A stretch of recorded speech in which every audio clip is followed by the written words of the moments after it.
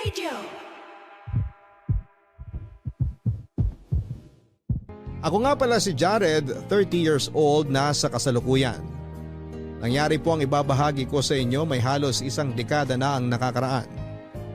Hindi po ako pinalad na lumaki sa isang mayamang pamilya. Kaya nadoble kayod ako para sa sarili ko at sa mga magulang ko. Hindi na rin ako nakatuloy ng pag-aaral dahil kapos nga kami sa pera.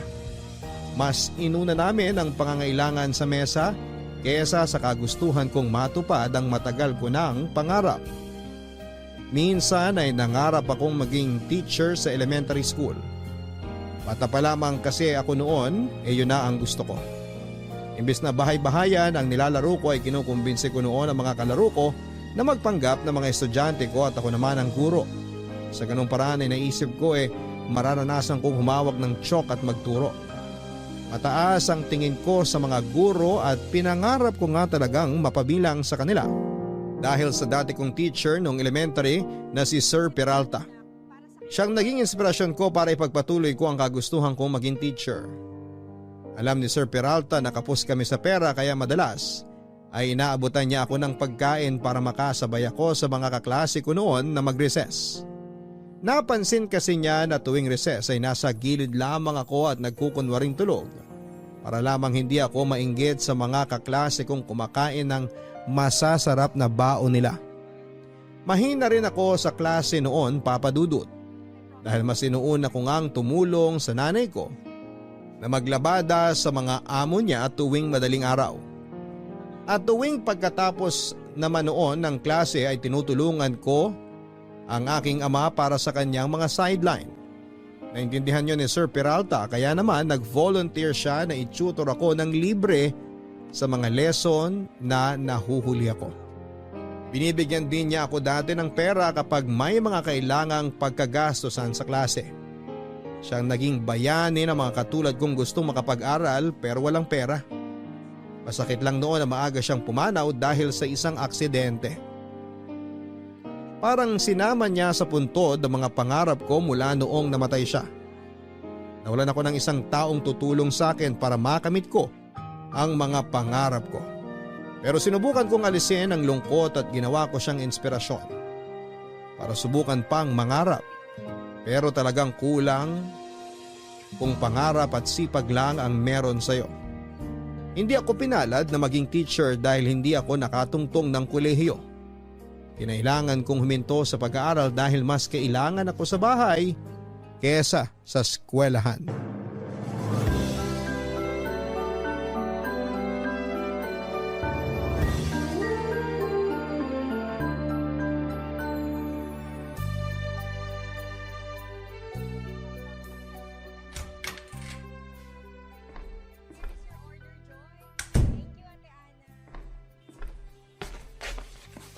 Jared, anak. Nay, bakit po gising pa kayo? Iihi lang sana ako ikaw bakit kising ka pa? May binabasa lang po ako. Naku, madaling araw na anak. Maaga pa ang pasok mo mamaya sa trabaho. Di mo ba pwedeng ipagpabukas na lang yung pagbabasa mo? Matatapos na rin naman po ako, Nay. Konti na lang to. Ipahinga mo na. Ipagpatuloy mo na lang yan pagkatapos ng trabaho mo mamaya. Hindi po pwede, Nay. Ano bang hindi pwede? Kesa naman mawalan ka ng tulog. Mahihirapan ka makapagtrabaho niyan. Baka magkasakit ka na naman ulit. Kailangan ko na po kasing ibalik tong notebook mamayang 7 a.m. sa dati kong kaklase. Notebook? Akala ko libro yung binabasa mo. Hindi po libro, Nay. Notebook lang po ang pinapahiram sa akin ng dati kong kaklase. Para saan ba yan? Para ba sa trabaho mo? Hindi po, Nay.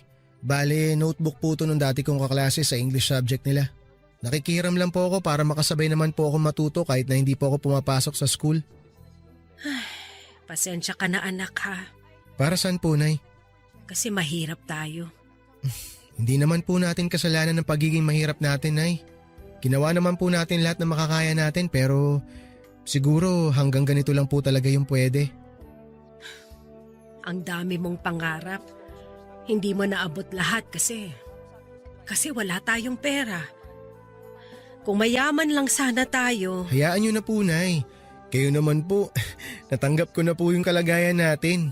Tsaka nagpapasalamat pa rin naman po ako kasi kahit paano, may nakakain pa rin po tayo na 3 beses sa isang araw. Sapat na po yun para sa akin. Pero ang pag-aaral mo, paano ang pangarap mo maging teacher? Kaya nga po ko nanghihiram ng mga notebook sa mga dati kong kaklase na para hindi po pumurol yung utak ko. Marami kang pinaghihiraman ng notebook? Hindi ka ba nakakaistorbo sa kanila? Parang nakakahiya ah. Ay, hindi po, Nay. Sila nga po yung nagsabi na pwede akong humiram eh. Dati po kasi isa lang yung hinihiraman ko pero nalaman po nung ibang mga kaklase ko dati yung ginagawa ko kaya pinapahiram na rin po nila sa akin yung mga notebook nila. Para daw makapag-aral pa rin ako kahit wala ako sa eskwela.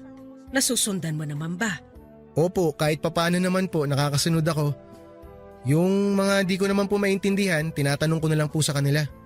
Pero alam naman nating hindi sapat yan para maging teacher ka.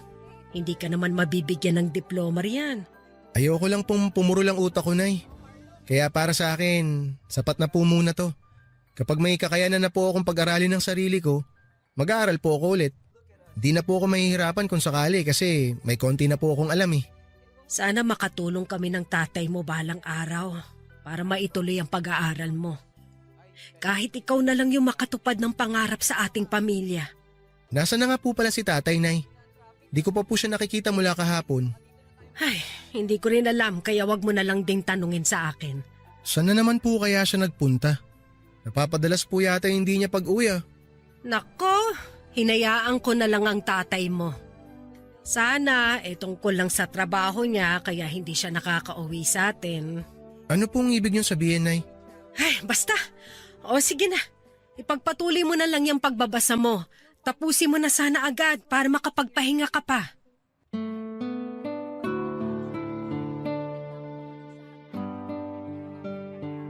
Iniwasan ni nanay na pag-usapan namin ang tungkol sa hindi pag-uwi madalas ni tatay. Walang nakakaalam noon kung saan nagpupunta si tatay Papa Dudut. Puro kasi siya sideline kaya kung saan siya napapadpad noon. Wala siyang eksaktong oras ng pag-uwi kaya madalas ang pag-aalala ni nanay sa kanya. Ako naman nasanay na sa ginagawa ni tatay pero naaawa pa rin ako kay nanay. Dahil nga si nanay yung madalas na napupuyat sa kakahintay kay tatay. Alam ko noon na hindi nakakatulog ng maayos si nanay dahil panay ang bangon niya sa kama. Na narinig ko mula sa aking maliit na kwarto. Parehong 50 anyos sa mga magulang ko at mula noong pinagbuntis ako ni Nanay Grace ay nagsama na sila ni Tatay Mongko. Ako lang ang naging anak nila dahil ayaw na rin ni nanay na magdagdag pa ng isang kapatid ko dahil mahirap nga ang buhay. Sinabi nga ni nanay na ako pa lang hindi na niya mabuhay ng maayos. Paano pa raw kapag meron pa akong kapatid? Hindi naman magkarelasyon ng mga magulang ko noong nagsama sila. Nabuntis lang ni tatay si nanay noong minsang may mangyari sa kanila. May karelasyong iba noon si tatay. Pero dala ng kalasingan kaya nagalaw niya si nanay sa mismong birthday ng kapatid ni tatay.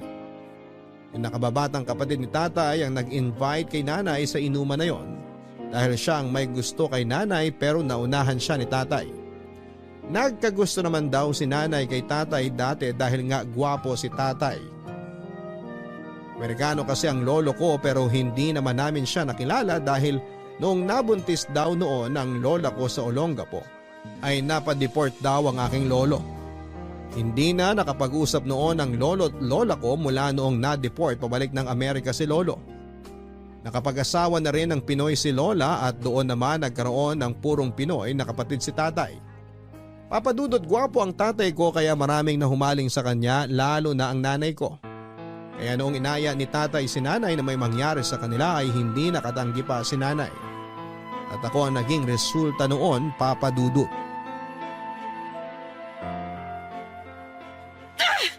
Sumagot ka, Mong! Ano ba naman, Grace? Bakit kailangan magbasag ka ng gamit? Kasi hindi ka sumasagot! Ano bang di sumasagot? Di ba sinabi ko naman sa'yo na nagtatrabaho ako? Nagtrabaho? Sige nga, pakitaan mo ako ng kinita mo buong araw! Hindi pa ako binabayaran eh. Hindi ka pa binabayaran o nagsisinungaling ka na naman sa akin? Hindi ako nagsisinungaling. Panay ang trabaho mo buong araw pero wala ka namang inuuwing pera! gumagastos dito sa bahay, samantalang alam mong matumal ang mga nagpapalabang ngayon. Andiyan naman si Jared na kumikita na mas malaki sa atin Huwag nating iasa sa kanyang lahat.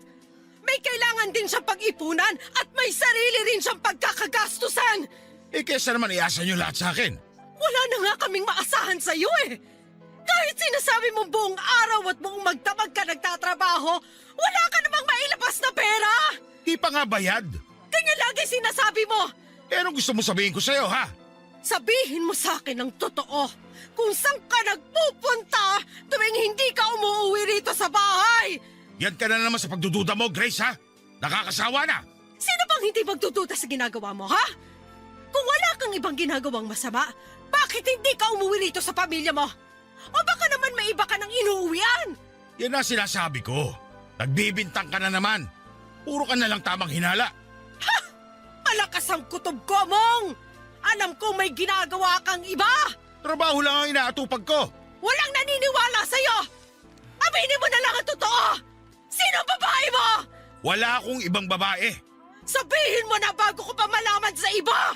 Wala kang malalaman sa iba kasi wala naman talaga. Sinungaling! Sige, basagin mo na lahat ng baso pati mga pinggan natin. Bulabugin mo mga kapitbahay natin para pagchismisan na naman tayo. Kaya tayo pinagchichismisan dahil sa mga ginagawa mo! Pinagchichismisan tayo dahil sa pag-iiskandalo mo. Hindi ka na lang nahiya. Kung meron mang dapat mahiya rito, ikaw yon! Ikaw ang gumagawa ng hindi maganda! Sige, magbintang ka pa.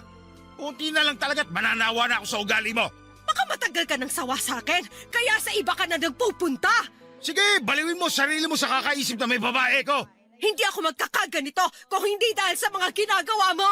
Wala nga akong ginagawa. Sinungaling! Sinungaling ka talaga! Dati ka pang ganyan! Akala mo nakalimutan ko na lahat ng panloloko mo sa akin! Kung ibabase mo lagi sa mga kasalanan ko dati, walang mangyayari, Grace. Maawa ka naman sa akin. Sinisira mong araw ko dahil sa pagdududa mo.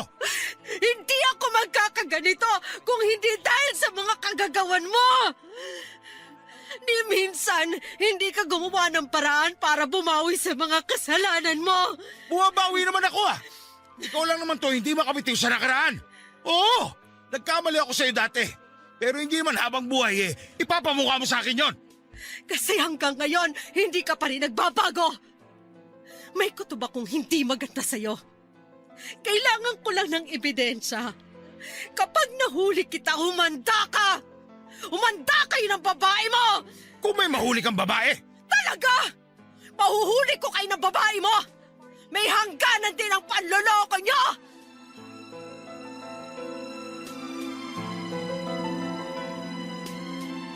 Alas 5 ng umaga nang umuwi si tatay at naabutan niyang gising pa si nanay. Nagising ako dahil sa pagtatalo nila at pagbabasag ni nanay ng mga gamit. Yun na ang normal na pangyayari sa bahay kapag hindi umuwi noon si tatay. Alam kong kasunod noon ang pagbubunganga at pagwawala ni nanay. Hindi ako lumalabas ng kwarto at nagpapanggap na lamang natulog pa dahil ayokong makialam sa problema nilang mag-asawa. Nananawa na rin kasi akong gumitna sa kanilang dalawa dahil sa akin sila nagagalit kapag may isa akong pinaburan. Ako na ang nahiya sa mga kapitbahay namin na naiistorbo dahil sa dalas ng pagtatalo ng mga magulang ko. Ilang beses nga akong nilapitan ng mga kapitbahay namin para kausapin ang mga magulang ko para mapatigil na sila sa ginagawa nila. Wala naman akong masabi dahil nga hindi ko alam kung paano mapag-aayos ang mga magulang ko. Mula kasi noong nang babae si tatay dati ay hindi na naibalik ang maayos nilang relasyon ni nanay. Sa totoo lang din noon, Papa Dudut, ay hindi naman ako sigurado kung talagang naging maayos ang relasyon nilang dalawa dahil si nanay lang naman yung halatang nagmamahal kay tatay dati. Napilitan nga lang na makisama sa isang bahay si tatay kay nanay dahil nga nagkaanak na sila. Kaya siguro si tatay naglikot pa sa mga babae dahil hindi siya totoong kontento kay nanay. Napaaga rin kasi ang pagiging ama niya, Papa Dudut. Narinig ko siya minsan na sinabi kay nanay Na siguro ang dahilan kung bakit nang bababae si tatay dati ay dahil hindi pa rin sawa sa pagkabinata. Yon ang nirason ni tatay kung bakit ilang beses siyang nang bababae habang mag-asawa sila ni nanay. Nahuli lahat ni nanay yung mga naging kabit ni tatay at lumayo na rin si tatay sa mga yon after siyang mahuli. Kaya hindi ko masisisi si nanay kung hindi niya magawang magtiwala kay tatay dahil ilang ulit ngang nagloko si tatay. Kaya nga kahit ako hindi naniniwala sa sinasabi ni tatay na wala siyang ibang babae. Pakiramdam ko noon tama ang sinasabi ni nanay na merong ibang babae ulit si tatay. Kaya hindi naman siya umuuwi ng bahay. Dahil nga roon ay hindi ko na halos kausapin si tatay kung di lang naman kailangan. Alam kong naramdaman niya yon pero hindi na rin umimik para hindi ko na siya kumprontahin pa, Papa Dudut. Lumayo nga ang loob ko kay tatay mula noong nagsimula siyang mangbabae. Naalala ko noon kung paano niya palihim na tinatawagan sa kanyang cellphone ang mga babae niya. Inakala niyang tulog na ako kaya malaya siyang nakipag-usap sa babae niya sa kanyang cellphone. Hindi ko muna siya kinumpronta noon. Nakinig lamang ako at nalaman kong nagmomotel silang dalawa. Kaya naman pala walang naiuwing pera noon si tatay dahil nauubos yon sa pag-check-in nila. Kaya nga napilitan na rin po akong magtrabaho noon dahil panay ang reklamo ni tatay na wala siyang kinikita sa pagsa-sideline niya. Naman pala ay napupunta yon sa mga babae niya. Sinundan ko siya sa motel na napag-usapan nilang dalawa ng babae niya at doon ko nga nakumpirma ang meron siyang ibang babae at isa yung menor de edad. Hindi ko sinabi kay nanay dahil natatakot ako sa magiging reaksyon niya pero may hinala na rin pala noon si nanay.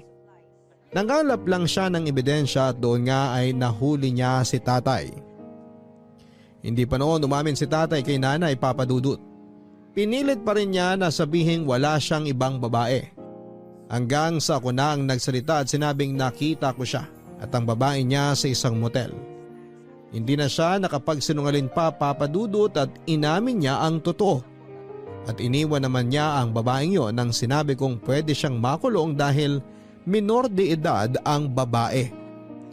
Akala ko noon ayun na ang huli pero may mga sumunod na naman siyang naging babae. At kadalasan ay single mom ang nakukuha niya noon. Naiinis lang kami ni nanay dahil nalaman namin sa mga anak ng mga kabit niya na pupunta ang maliit na kinikita ni tatay. Kaya mas lalong nagalit si nanay dahil kaming totoong mag-ina niya ay hindi man lang niya mabigyan ng pera. Awang-awa ako noon kay nanay, Papa Dudut, dahil sa inabot niyang stress kay tatay. Lagi na lang nagdududa at lagi na lang kinakabahan noon si nanay kapag umaalis si tatay. Ilang beses ko siyang naririnig na umiiyak ng tahimik sa banyo. Malaki ang pinayat ni nanay dahil sinubsob niya ang sarili niya sa paglalabada para lamang hindi maisip si tatay. Hindi nga rin halos makakain noon si nanay dahil nga panay ang pag-iisip niya ng masama kay tatay. Ilang beses kong binilinan si nanay na huwag paikutin ang buhay niya sa pag-imbestiga kay tatay dahil magkakasakit lamang siya. Pero hindi naman siya nakinig, Papa Dudut. Sinabi niya sa akin na saka ko lang siya mauunawaan kapag nasa sitwasyon ko na siya. Hindi ko na siya sinagot pa dahil kahit na hindi ko alam ang eksaktong pakiramdam niya. Alam kong sobrang sakit noon at hindi ko yun gustong maranasan. Kaya nga nagtanim ako ng galit kay tatay dahil sa naging epekto ng pangbababae niya kay nanay.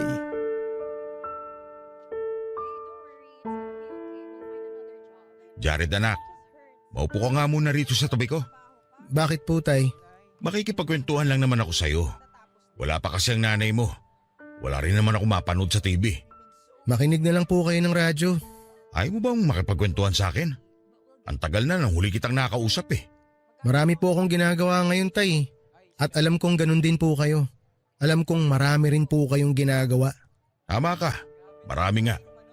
Di ko na nga halos mahati ang sarili ko sa dami ng mga sideline ko. Di ibig sabihin po ba niyan, tay, marami na rin kayong pera? Para matulungan nyo na kami ni nanay sa mga gastusin dito sa bahay. Ayun lang. Karamihan kasi hindi pa bayad. Parang mahigit 1 taon nyo na pong sinasabi sa amin yan ni nanay. Yun naman kasi ang totoo eh. O sige po, sabi nyo eh. O ikaw, kamusta ka naman? Kumusta ang trabaho mo? Ayos lang po. Magkwento ka naman tungkol sa trabaho mo. Wala man lang akong alam sa ginagawa mo sa trabaho eh. Parehas lang naman po tayong walang alam sa ginagawa ng isa't isa. Parang may laman yung mga sagot mo sa akin ah. Wala naman po tay. Nagtanong kayo, sumagot lang naman po ako. Pati ba naman ikaw eh, ganyan na rin sumagot sa akin? Parehas na ba kayo ng nanay mo? Porque wala pa ako naiaambag dito sa bahay eh. Kung umasta kayo, kala nyo tataas yun na. Wala naman po kaming problema kung di po kayo nakakapag-ambag tay. Alam nyo naman po siguro kung ano yung problema namin ni nanay sa inyo. Dahil na naman ba ito sa bihira akong pag-uwi ha? Isipin nyo pong mabuti tay. Alam nyo po kung ano sagot dyan. Di mo na lang ako diretsahin. Pinagbibintangan mo rin ba ako may ibang babae? Kayo naman po nakakaalam niyan tay. Di na kailangan mambintang. Pinapaikot mo pa ako eh. O sige po tay, didiretsahin ko na po kayo. Tutal, ito naman po ang gusto nyo. May babae po ba kayo? Wala. Wala akong babae. O edi wala. Bakit parang hindi ka naniniwala? Importante pa po ba kung naniniwala ako o hindi?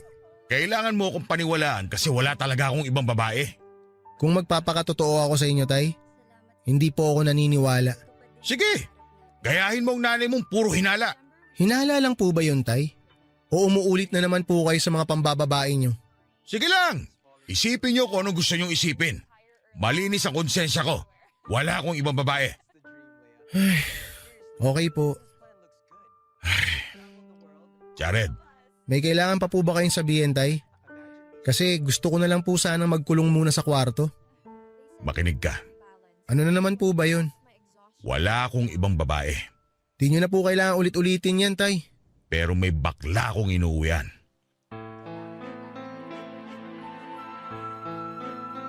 Nagulat ako sa revelasyon ni Tatay Papa Dudut. Hindi man lang ako nakatunog na namamakla na pala siya. Tinanong ko kung bakla ba siya pero hindi naman daw. Hindi na ako nagtanong ulit at saka pumasok na sa kwarto ko dala ng kabiglaan.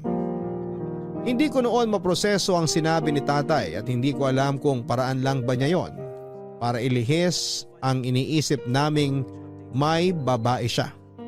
Inisip ko na baka kaya niya lang sinabi na namamakla siya ay para hindi na kami magalit ni nanay.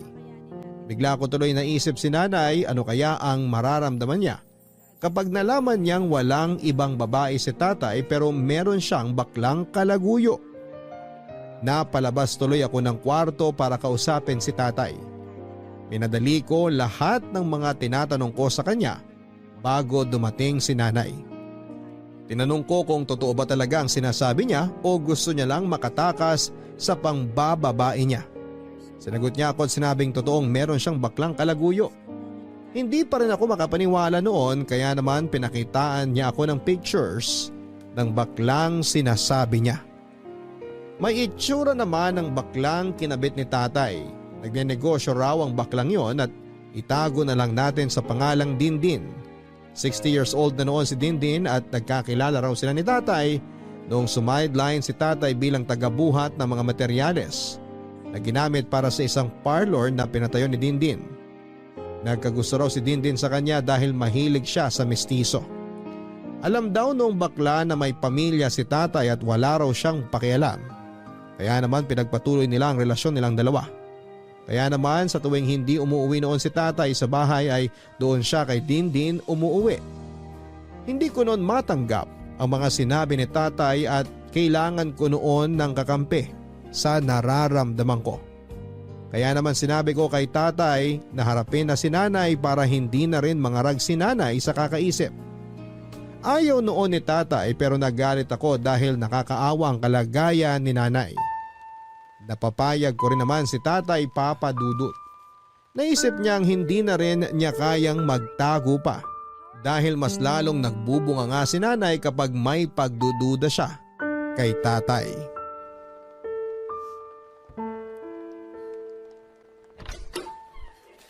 Jared, tulungan mo naman ako sa mga bit-bit ko. Sige po nay. Ano po ba tong mga to? Bakit po puro damit? Dito po ba kayo maglalabas sa bahay? Ay hindi, bigay yan ng isang amo ko. Mga pinaglumaan ng binata niya. Baka raw kasya sa'yo, kaya binigay na sa akin kesa raw gawing basahan. Isukat mo nga para makita ko. Mamaya na lang po, Nay. Ayos ka lang ba? Bakit parang Biyernes Santo ang mukha mo? Maupo na po muna kayo, Nay. May kailangan po kayong malaman. Kinakabahan naman ako, Jared. Ano bang nangyayari? Tay! Nandito na po si Nanay!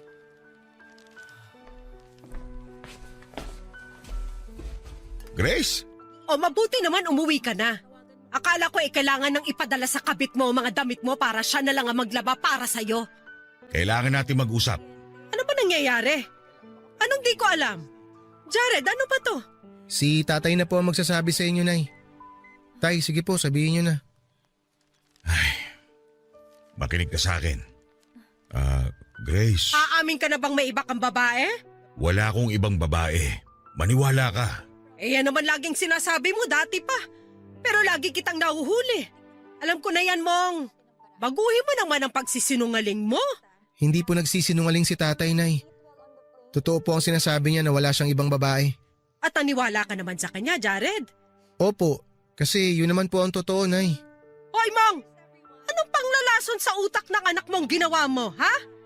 Bakit naniniwala na siya sa kasinungalingan mo? Hindi kasi ako nagsisinungaling, Grace. Kailangan mo lang makinig sa akin. Pagod na akong makinig sa'yo. Wala naman kasing totoo sa lahat ng mga sinasabi mo. Magsasabi ako ng totoo ngayon. Pero sana paniwalaan mo na ako. Ano na naman kaya ang ginawa mo? Paano mo naman kaya ako mapapaikot para mapatawad ka ulit? Tay, sabihin niyo na. Grace, may kabit ako. Oo. Sabi na eh! Tapos kanina lang magsisinungaling kang wala kang ibang babae? Ang kapal mo rin, no? Wala akong kabit na babae pero bakla meron. Ano? May inuuwian akong bakla.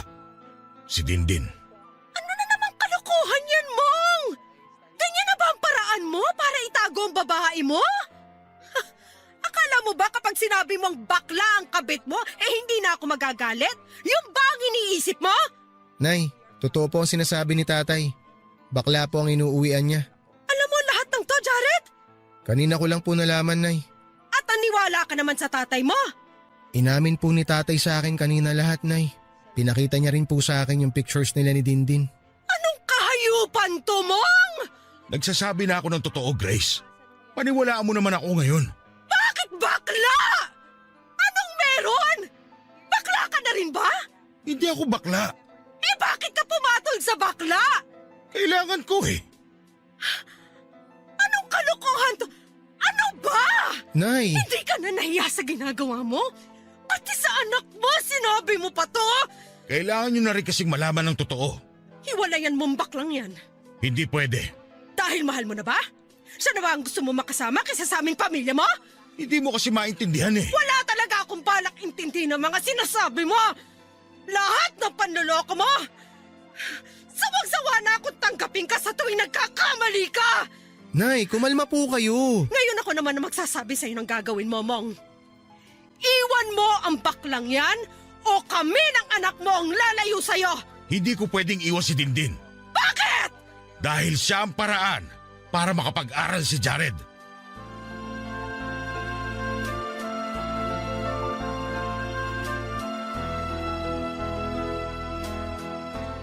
Nabigla ako sa nalaman kong dahilan ng pamamakla ni Tatay Papa Dudut. Hindi ko inakalang dahil sa akin kaya siya namakla. Hindi naman niya nasabi sa akin noong nag-usap kami na dahil sa akin kaya siya nakipagrelasyon sa bakla. Wala rin akong nasabi noon at napatingin na lamang ako kay Tatay. Sinabi ni Tatay na nangako si Dindin na pag-aaralin niya ako sa kolehiyo basta uuwian lang siya ni Tatay lagi. Kaya naman kay Dindin umuwi madalas si Tatay na parang naging paunang bayad yon. Pumupondo pa raw kasi si Dindin nang ibibigay sa akin na pangpaaral dahil kapapatayo pa lamang niya ng isang parlor niya at hindi pa nakakabawi sa isang negosyo niya. Naiintindihan naman daw ni Tatay yon pero nirequest ni Dindin na kahit wala pa siyang naiaabot na pangpaaral ko ay magsama muna silang dalawa. Pumayag naman din talaga si tatay dahil may mga inabot naman noon kahit papaano si Dindin na pangbisyo ni tatay. Papadudot nang gagamit na naman si tatay ng iba para makuha ang gusto niya. Hindi raw yon ang unang beses na namakla siya. Nung nasa Olongapo pa raw siya ay ginamit niya ang kagwapuhan niya para makakuha ng mga baklang magsusustento sa kanya. Hindi lang daw bakla ang nabiktima niya kundi mga matatandaring babae na kadalasan daw ay mga byuda at retired na sa mga trabaho. Wala naman siyang naipon dahil ginamit niya ang mga nakukuha niya para ipangtustos karamihan sa kanyang bisyo at luho. Nakatikim din daw ang lola ko ng mga inabot noon ng mga baklang kinarelasyon ni tatay. Kaya hinayaan na siya ni lola. Napaopera rin ang kapatid ni tatay noong pumutok ang appendix nito sa tulong ng isang byudang minsang nagsustento sa kanya. Walang naging ibang trabaho si tatay noon, kundi ang mamakla at manloko ng mga matatandang babae. Itinigil lamang niya yon nang mabuntis niya si nanay. Napilitan si tatay na maghanap ng trabaho pero wala siyang alam na ibang skills maliban sa pamamakla. Kaya naman kung anong madadaling sideline lang ang pinapatos niya, may makuha lang na pera dahil yun lang daw ang kaya niya. Malaki ang naging pagbabago sa bahay mula noong nalaman naming namamakla si tatay. Hindi na tumatabi si nanay kay tatay papadudot. Nakiusap si nanay na matulog katabi ko sa kwarto dahil hindi na raw siya komportableng makatabi si tatay. Nahirapan tuloy kaming dalawa na magkasya sa isang single bed, kaya naman hinayaan ko na lamang si nanay na matulog mag-isa sa kwarto ko at ako naman ay natulog na lamang sa sala. Naging madalas na rin ang pag-uwi ni tatay sa bahay dahil busy daw si Dindin sa mga negosyo niya at pinapagawang bahay. Hindi ko na rin nakitang nag-uusap ang mga magulang ko maliban na lamang kung merong importanteng kailangang pag-usapan. Hindi ko nakitang nakonsensya si tatay sa mga ginagawa niya sa amin ni nanay. Nagpatuloy siya sa pamamakla niya habang si nanay naman ay nagdoble sa paglalabada, wag lamang maisip ang ginagawa ni tatay. Naging malungkot lalo at tahimik ang bahay namin. Madalas nga ay mas gusto ko pang manatili na lamang noon sa trabaho kaysa umuwi sa amin. Kundi lang dahil kay nanay ay baka mas pinili ko pang magstay in sa trabaho nung inalok ako ng boss ko. Nakapag-uwi na rin si tatay ng pera at ibang gamit sa bahay. Proud siyang ipinakita sa amin ang mga ibinigay ni Dindin. Siya nang nagkusang magbayad ng bills sa kuryente, bahay at tubig. Halos makumpleto na rin namin noon ang mga appliances kahit second hand lang ang mga nabili papadudot. Nakakakain na rin kami ng masasarap dahil sa mga pinapadalang pera ni Dindin. Marami na kaming naimbak na pagkain sa ref at dilata sa cabinet ng kusina. Gustong ipamuka sa amin ni tatay na tama lang ang ginagawa niya kahit panloloko yon. At nasasaktan niya kaming mag-ina. Dahil nga marami na siyang naiambag sa bahay kaya naman lumakas ang loob niyang ipilit ang mga batas niya sa amin. Lagi niyang gusto na umuo na lamang kami noon sa mga gusto niyang mangyari at pinagbawalan kaming umangal. Lalo na noong minsang kumakain kaming dalawa ni nanay, dumating siya at masayang nilatag sa mesa ang pizza, cake at soft drinks na nabili niya gamit ang pera ni Dindin.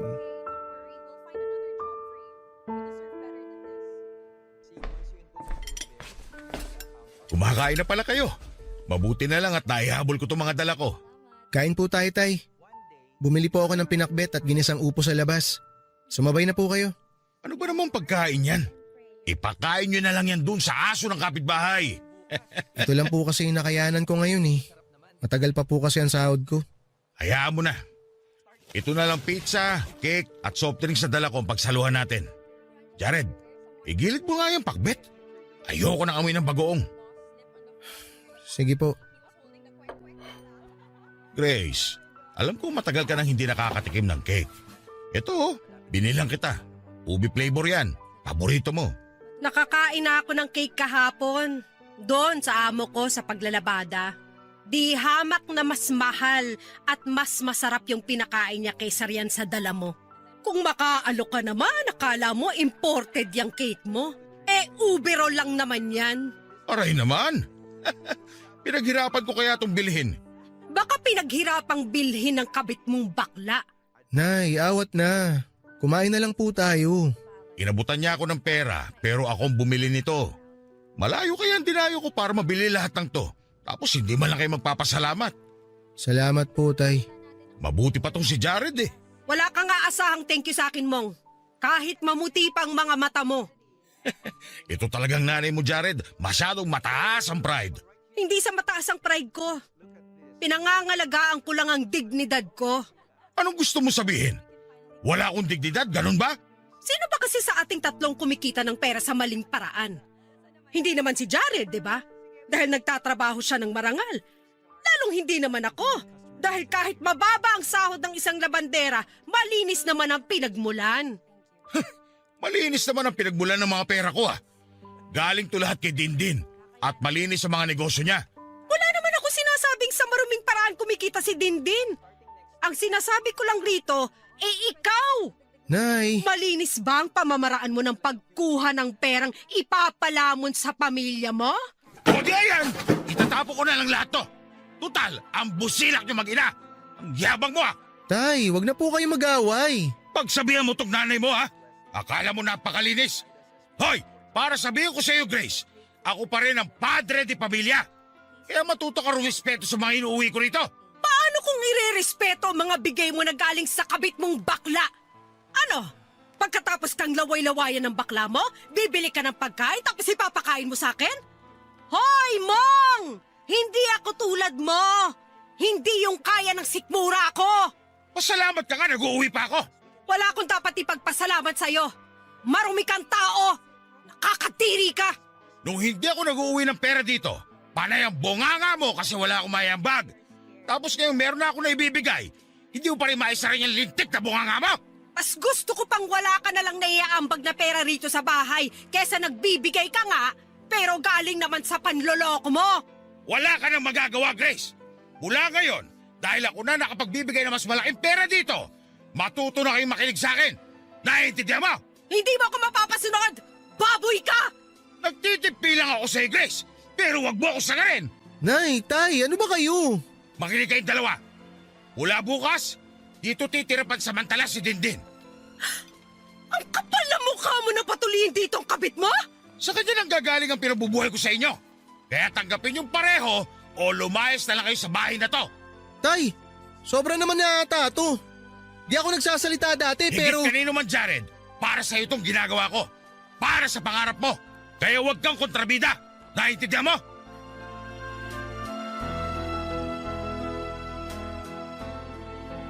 Yun ang unang beses na nakita ko na galit ng ganon si tatay sa amin ni nanay.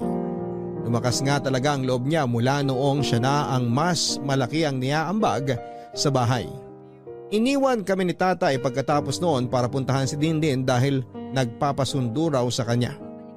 Binilhan siya ni Dindin ng motor na ginagamit niya kapag inuutusan siyang maghatid at sundo. Naawa ko kay nanay noong nakaalis na si tatay. Doon lang siya nakaiyak at sa kanya ako niyakap. Wala naman akong magawa dahil kahit ako ay natakot sa paninigaw ni tatay. Hindi namin alam kung anong mangyayari oras na tumira si Dindin sa bahay namin. Sinabi ni tatay na pansamantala lang naman daw ang pagtira ni Dindin doon para makapagsama na sila. Saka magpapagawa raw kasi ng bahay si Dindin kaya kailangan niya ng matutuluyan. Sinabi ko noon kay tatay na kung pwedeng umupa na lamang si Dindin bilang respeto na lamang sa aming mag-ina niya, pero tumanggi si tatay. Mas malaki raw ang makukuha naming pera kay Dindin kapag nasa bahay na siya. Papadudot kaya naman sinabi ni tatay na tiisin namin dahil para rin daw yon sa amin. Hindi umuwi si nanay sa unang 3 araw na nagstay si Dindin sa amin. Umextra muna si nanay sa amo niya sa paglalabada bilang kasambahay. Hindi na nga nagpabayad si nanay kapalit ng pagtulog niya doon ng ilang araw. Ayoko sanang andun si nanay papadudot pero mukhang kailangan niyang makalayo mula sa pansamantala. Nagulo na dinala ni tatay sa bahay namin. Naiwan ako mag-isa sa bahay kasama sina Dindin at tatay. Saksi ako noon sa lambingan nilang dalawa, hindi ako noon halos makatulog kapag naririnig ko sa gabi ang nangyayari sa kanilang dalawa. Nawalan ako lalo ng respeto kay tatay dahil sa ginagawa niya at sa pananakit niya kay nanay. Sinimulan ko nang maghanap ng pwede naming maupahan ni nanay dahil wala na rin akong balak tumira pa kasama si tatay kahit makaalis pa si Dindin sa bahay. Hindi ko muna yon pinaalam kay nanay at mas lalong hindi ko yon balak sabihin kay tatay. Plano ko lang noon na bigla na lamang kaming aalis ni nanay at iiwan ng tuluyan si tatay. Hindi ko noon alam kung paano ko makukumbinse si nanay na lumayas na roon sa bahay. Alam ko naman na kahit gano'n na ang ginagawa ni tatay sa kanya noon ay ramdam ko pa rin kung gaano kalaki ang pagmamahal niya para kay tatay.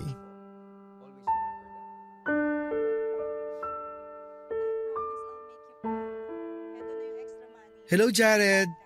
May kailangan po ba kayo, Ma'am Dindin? Dindin na lang.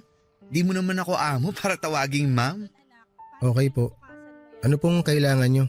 Hindi lang ako makatulog. Ang init kasi. Pasensya na po kayo kung walang aircon dito sa amin. Di rin po kasi pwedeng kabitan dyan sa kwarto nyo ni tatay. Ipapahiram ko na lang po sa inyo yung electric fan ko para kahit papano dalawa po yung nakatutok sa inyo. Ay, hindi na. Ano ka ba naman? Kaya ko naman. Sinabi ko naman po kay tatay na hindi talaga uubra dito sa bahay. Kasi nga po maliit tsaka mainit. Kung gusto nyo po, may kakilala po ako na nagpapaupa ng apartment. Mas malaki at mas komportable po kaysa rito sa bahay namin. Hindi na. Gusto ko rin dito. Naalala ko nga rito yung bahay namin nung bata pa lang ako at wala pa kaming pera. Lumaki po pala kayong mahirap. Mas mahirap pa nga ata kami kaysa sa inyo eh. Kung saan saang squatters area kami napapadpad. Palipat-lipat kami lalo kapag kailangan nang i-demolish yung lugar. Paano po kayo nagkapera? Nagsumikap ako. Marami akong pinasok na trabaho. Nakapag-ipon ako noon tapos nagbukas ako ng maliit na parlor na swak sa budget ng mga nasa squatters area noon. Pumatok yun ng gusto. Hanggang sa kinaya ko ng umupa ng mas malaking parlor tapos nadagdagan pa. Nakapagbukas na rin ako ng kainan at kung ano-ano pa. Swerte nyo naman. Hindi swerte yun. Sipag at tiyaga yun. Nagsumikap kasi ako. Hindi rin po sa pagsusumikap yan. Bakit po ako? Kami ni nanay. Bakit kahit anong pagsusumikap namin nasa ilalim pa rin po kami? Wala naman po kaming nagrabyadong tao pero nasan po kami ngayon? Ay nako, kanya-kanyang timing lang yan. Para sa inyo madali lang pong sabihin kasi naabot nyo na eh. Ako po, suko na ako. Alam ko pong hanggang dito na lang kami. Tinanggap ko na po yun. Yan naman sana ang wag mong gawin, Jared. Mawala na ang lahat. Wag lang ang tiwala sa sarili mo. Madali lang po kasing magsalita. Hindi ko alam kung paano ka pa kukumbinsihin. Pero alam mo ba, naaalala ko sa yung anak ng ex ko dati. Pinag-aral ko yon nung mga panahon na sumuko na siya sa buhay niya. Nakontento siya namang snatch ng wallet at cellphone sa Divisoria. Yun ang pinangbubuhay niya sa sarili niya. Nakilala ko yung tatay niya dati. Nagtrabaho dun sa dati kong eatery. Nakwento nga niya na ganun yung anak niya. Kaya ang ginawa ko, kinupkup ko silang mag-ama. Pinag-aral ko yung anak ng ex ko. Lahat ng kailangan niya sa school, ako ang nagbigay. Nakapag-ipon ng ex ko mula sa sahod niya sa akin sa eatery. Wala rin naman siyang pinagkakagastusan kaya lahat ng kita niya napupunta sa sarili niya. Kaya ganun din ang ginagawa nyo sa amin ni tatay? Parang. Ewan ko ba? Ganito na lang lagi ang nangyayari sa akin. Ang hilig ko sa lalaking may anak na. At asawa? Nung una, hindi ko alam na may asawa ang tatay mo ha. Sa kanya lang sinabi sa akin nung napaibig na niya ako. Wala naman na ako nagawa. Lubog na ako eh. Kaya pumayag na lang ako maging kabit. Hindi ko po alam kung anong tamang sasabihin sa inyo dahil mas marami po akong gustong sabihin na hindi maganda. Alam ko naman. Inaasahan ko na yan. Pasensya na kung nakagulo ako sa inyo. Kaya gusto ko sanang bumawi. Pag-aaralin kita. Akong bahala sa'yo. Nakwento ng tatay mo na gusto mo raw maging teacher? Mula pa po pagkabata. Ayun naman pala. Lagi kang binibida sa akin ng tatay mo. Masipag ka raw at matalino. Naaawa nga raw siya sa'yo kasi pinipilit mo pa rin matuto ngayon kahit pagod ka na sa trabaho. Totoo bang nakikiram ka ng notebook sa mga dati mong kaklase? Gusto ko lang naman pong matuto. Yan ang dahilan kung bakit ako pumayag na pag-aralin ka. Kasi alam kong di mapupunta sa wala ang ipangtutustos ko sa'yo. Hindi po kayo sigurado dyan. Siguro, wala ka ng tiwala sa sarili mo dahil sa mga nangyari sa'yo dati. Pero ako, may tiwala ako sa'yo. Ay, pag-isipan mo ang alok ko, ha? Alam kong di lang ang pangarap mong maging teacher ang nakasalalay dito, kundi ang pangarap mong maiahon ang nanay mo sa hirap. Pinagmasdan ko si Dindin na muling bumalik sa kwarto nila ni tatay. Sa unang pagkakataon ay nakausap ko siya ng maayos. Gustuhin ko mang magalit sa kanya noon pero hindi ko magawa dahil makatao ang pakikiharap niya sa akin. Nakonsensya ako ng kaunti dahil pakiramdam ko ay natraidor ko si nanay dahil sa usapan naming yon ni Dindin. Napaisip ako sa mga sinabi ni Dindin sa akin. Naramdaman ko ang kagustuhan niyang makatulong sa akin ng walang ibang intensyon. Naisip ko ang inalok niya sa akin na pag-aralin ako. Aminado akong nakaramdam ako ng saya nung sinabi niyang handa siyang akuin ng gastos sa pag-aaral ko. Matagal ko ng pangarap na makabalik muli sa pag-aaral. Papadudo tuwing pagkatapos ng trabaho ay dumadaan ako sa pangarap kong university at doon ay nagmamasid lang. Nakakaramdam ako lagi noon ng inggit sa mga estudyanteng nagtatawanan habang naghihintay sa susunod nilang klase. Na-imagine kong kabilang ako sa kanila kahit pansamantala lamang. Bago ako makabalik sa aking realidad ay naiiyak ako lagi noon kapag bumabalik na sa akin ang realidad. Na pangarap lang ang pag-aaral para sa akin. Kaya naman noong nalaman kong balak ni Dindin na pag-aralin ako, ay muling nabuhay ang imahinasyon ko sa university na yon. Inimagine kong suot ko na ang uniforme bilang estudyante nag-aaral sa kursong education. Na-imagine kong hindi lang ako nakikihiram ng notebook para matuto kundi may sarili na ako. Kung saan ako mismo ang nagsulat at hindi ko na kailangang ibalik pa yon sa ibang tao. Nakapag-desisyon na ako papadudot kinabukasan ay kinausap ko si Dindin at sinabing gusto ko mag-aral. Natuwa siya sa naging desisyon ko at napayakap sa akin. Sinabi ko sa kanya na kahit gawin niyang utang ang gagamitin niya para pag-aralin ako. Nangako ko sa kanya na handa ko yung bayaran oras na makapagtapos ako. Tumanggi siya papadudot at sinabing hindi ko na raw kailangang gawin yon. Ipangako na lang daw sa kanya na hindi ko pababayaan ang pag-aaral ko dahil minsan daw nangarap din siyang makapag-aral pero hindi niya nagawa dahil mas inuna niyang magtrabaho. Kaya naman masaya siyang maipapasa ang pangarap niyang edukasyon sa ibang tao.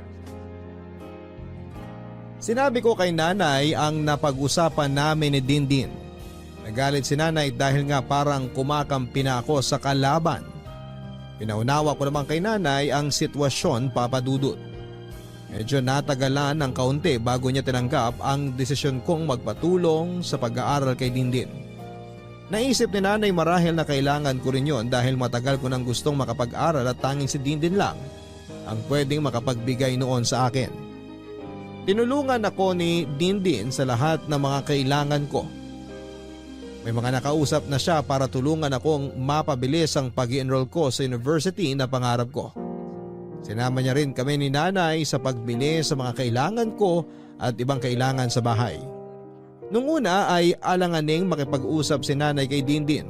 Pero mabait kasi si Dindin kaya napalagay na rin ang loob ni nanay. Naalala ko nga noong nasa mall kami at kumakain, panayang daldal ni nanay dahil komportable na siya kay Dindin. Nagtatawanan pa sila noon na akala mo ay matagal na silang magkakilala. Ni minsan ay hindi namin napag-usapan si tatay habang magkakasama kami. Mabilis na lumipas sa mga araw at nakapag-aral na ako papadudot. Walang kasing saya ang pakiramdam ko na makatungtong na sa kolehiyo para mabigyang katuparan na ang mga pangarap ko. Laging nasa tabi ko lamang at sumusuporta sina nanay at Dindin at doon pa lamang ay buong puso na akong nagpapasalamat. Naging close na rin sina nanay at Dindin at hindi na kailangang maglabada ni nanay dahil pinasok na siya ni Dindin bilang katiwala sa isang parlor niya. Natuwa ako kasi hindi na kailangang mahirapan pa ni nanay para lamang kumita ng maliit na pera. Nagpatuloy pa rin ang pagtira ni Dindin sa amin kahit mahigit kalahati na ang natatapos sa kanyang bahay. Si tatay naman ay bibihira na naman kung umuwi dahil ayon sa kanya ay may nahanap daw siyang isang racket na medyo may kalayuan sa bahay namin. Inisip kong hindi na naman nagsasabi ng totoo si tatay pero hindi na namin yon pinakialamanan pa ni nanay at Dindin dahil masaya namang kaming tatlo na magkakasama sa bahay. Bagay sa akin talaga tong binili mong bestida, Dindin. Para ako nga attend ng JS prom. Parang ang ikaw yung nasa unahan lagi sa sagala. Bagay po talaga sa inyo ang pula, Nay. Pag may okasyon, isuot niyo po yan, ha? Mukha siyang mansanas na di pa nakakagat.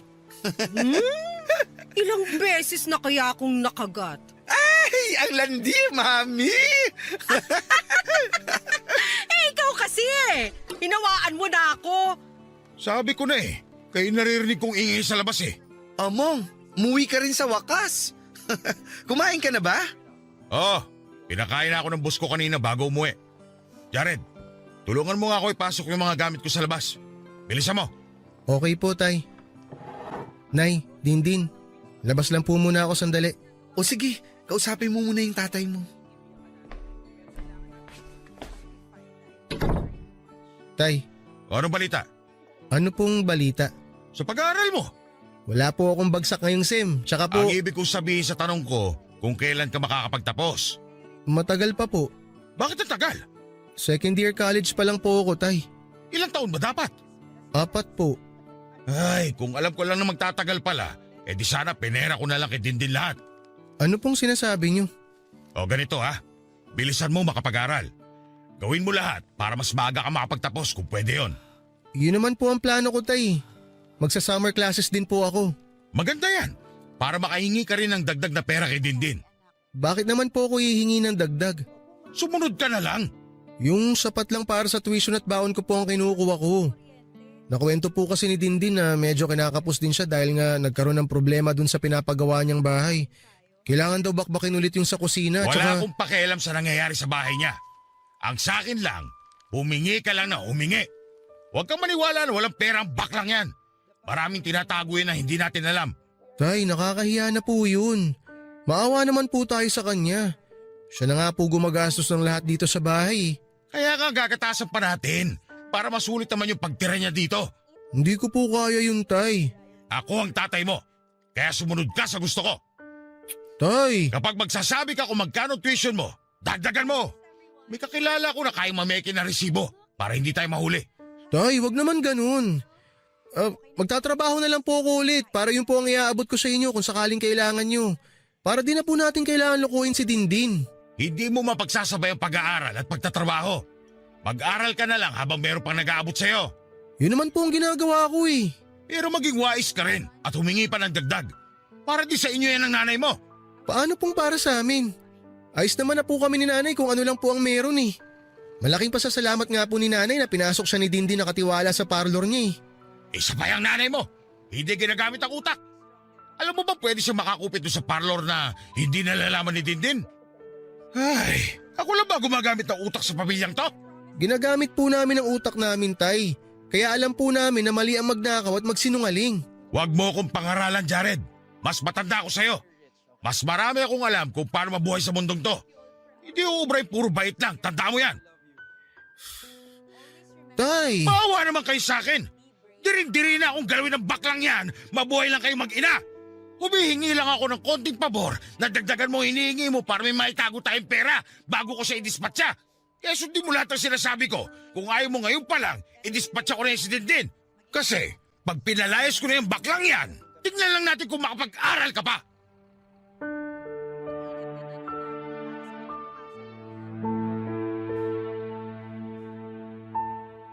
Hindi na muling pumasok pa ng bahay si tatay at iniwanan na sa akin ang mga pinabibitbit niyang gamit. Napansin nila Dindin at nanay ang pagkabahala sa mukha ko nung pumasok na ako ng bahay. Nag-alangan akong magkwento sa kanila at lalong nag-alangan akong aminin ang totoo kay Dindin. Nagalit ako kay tatay dahil hanggang sa huli ay talagang hindi pa rin niya matanggal ang pagiging manggagamit niya. Pakiramdam ko noon ay meron siyang bagong pineperahan kaya gano'n na lamang niya gustong i-dispatch siya si Dindin. Nagpaalam ako kina nanay na aayusin ko lang mga gamit ni tatay sa kwarto nila. Yon ang kinuha kong pagkakataon para mag-isip kung sasabihin ko na ba kay Dindin ang mga gustong mangyari ni tatay. Hindi ko noon alam kung anong gagawin, kung susunod ba ako, dala ng takot kay tatay o tatanggi ako dahil napamahal na sa amin si Dindin. Papadudod sa maiksing panahon na nakasama namin si Dindin ay wala siyang ibang ginawa kundi pakitaan kami ng maganda. Tinuring niya kaming pamilya at naramdaman ko kahit papaano na meron akong ama dahil sa pagiging responsable niya. Papadudot na padali ang pagdidesisyon ko dahil mas tumimbang ang kabutihang pinamalas sa amin ni Dindin. Naalala ko yung pag-aalaga niya noong nagkasakit si nanay at naospital. Siya ang nagtakbo sa ospital kay nanay at siya rin ang nagbantay. Pinaghahanda niya ako ng almusal sa umaga bago ako pumasok noon sa school. Kahit na alam kong puyat siya dahil sa pag-aasikaso niya sa mga negosyo niya. Mula noong naging ka-close niya si nanay ay hindi ko na muling nakitang malungkot muli si nanay. Nagkaroon na ng laman ng mga pisngi ni nanay dahil wala na siyang stress na nararamdaman at nakakakain na rin ng maayos. Nilagaan at minahal kami ni Dindin Papadudot at malaking kasamaan kung sa kabila ng mga ginawa niya ay tatraydorin ko siya dahil lang sa utos ni tatay. Kaya agad akong lumabas ng kwarto ni na tatay dala ang desisyon ko. Inarap ko sina Dindin at nanay para ipaalam sa kanila ang napag-usapan namin ni tatay. Handa na ako noon kung ititigil na ni Dindin ang pagpapaaral sa akin dahil sa plano ni tatay. Mas gusto ko na yon kaysa tuluyang maubusan ng pera ang taong walang ibang ginawa kundi maging mabuti sa aming mag-ina.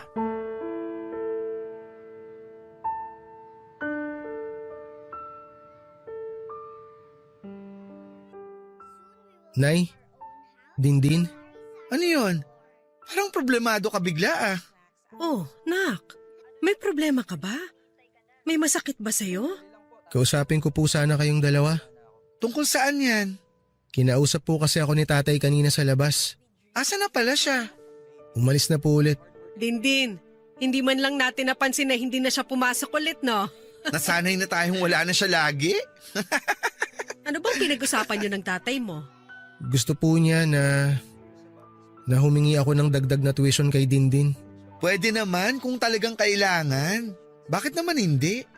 Gusto po ni tatay na sobrahan ko po yung hihingiin ko sa inyo.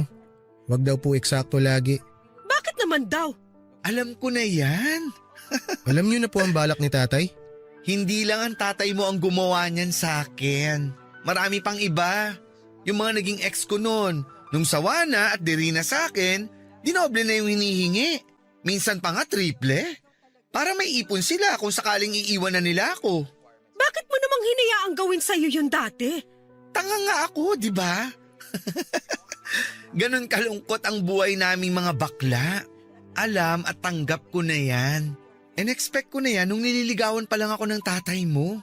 Alam kong balang araw, iiwan din niya ako pag di na niya ako kailangan. Mas mabuti pa po unahan niyo na po si tatay. Kayo na po ang makipaghiwalay. Para hindi na po siya ulit makakuha sa inyo. Hamo siya. Ang dami ko nang pinagdaanan ganito. Kakayanin ko yan. Maliit na bagay. Pero hanggat kayong dalawa ni tatay, ipipilit niya lang po sa akin na kunan kayo ng pera eh. Hindi ko naman ipagdadamot sa inyo ng nanay mo ang pera ko. Humingi lang kayo. Walang problema. Sobra na ang naibigay mo sa amin, Dindin. Kaya nga po, ayos lang kung sakaling hindi niyo na po ituloy yung pagpapaaral sa akin. May mga naisip na rin po ako na pwede kong pasukang trabaho para makapag-aral pa ako kahit paano. Ay, hindi naman pwede yun. Nangako ako sa'yo na hanggang makatapos ka susuportahan ko ang pag-aaral mo. Pero hanggat ginagawa niyo po yan, lagi lang akong uutusan ni tatay na nakawan kayo ng pera. Hindi ko po kaya yun. Kaya nga mas lalo kong gustong pag-aralin ka eh. Para kapag nakapagtapos ka na, makakahanap ka na ng trabaho. Pag nakahanap ka na ng trabaho, Hindi ka na matatakot sa tatay mo dahil ikaw na ang bubuhay sa inyong mag-ina. Hindi ko po kayo kayang lokohin. Mas lalong di ko kayo kayang pabayaan hanggat nakapaligid sa inyo ang tatay mo. Sa totoo lang, hindi ko na po talaga alam ang gagawin. Ang gusto ko lang na gawin mo, galingan mo sa pag-aaral. Kung brasuin ka man ulit ng tatay mo na humingi ng dagdag na pera sa akin, gawin mo, magbibigay ako. Pero Ibibigay ko ang perang kailangan ng tatay mo. Huwag kang mag-alala. Malakas na ulit ang kita ng mga negosyo ko. Nakakabawi na ulit ako. Hindi naman namin kayang gawin yun sa'yo, Dindin. Grace, maliit na bagay lang yan kumpara sa naibigay niyo mag-ina sa akin. Wala nga kami naibigay o naitulong sa'yo eh. Ang laki kaya. Dahil sa inyo, naranasan ko ulit paano magkaroon ng pamilya. Dahil sa inyo, naramdaman ko ulit kung paano mahalin. Oo, totoo na si Mong lang ang gusto ko na magmahal sa akin noon. Kaya bigay todo ako sa kanya. Ayos nga lang sa akin na maging kabit niya, diba? Pero nung nakilala ko kayo, nagbago na lahat ng gusto ko. Ayos na sa akin kahit wala si Mong sa tabi ko. Ayos lang sa akin kahit di niya ako mahalin. Basta andyan kayong mag-ina. Pinuno niyong mag-ina lahat ng naubos sa pagkatao ko ng mga lalaki ng gamit lang sa akin. Kaya kung sakali man nahilingin sa inyo ni Mong nagatasan pa ako, gawin niyo lang. Hindi ko ramdam ang pagkawala ng pera ko. Kasi mas importante sa akin na huwag kayong mawala sa buhay ko.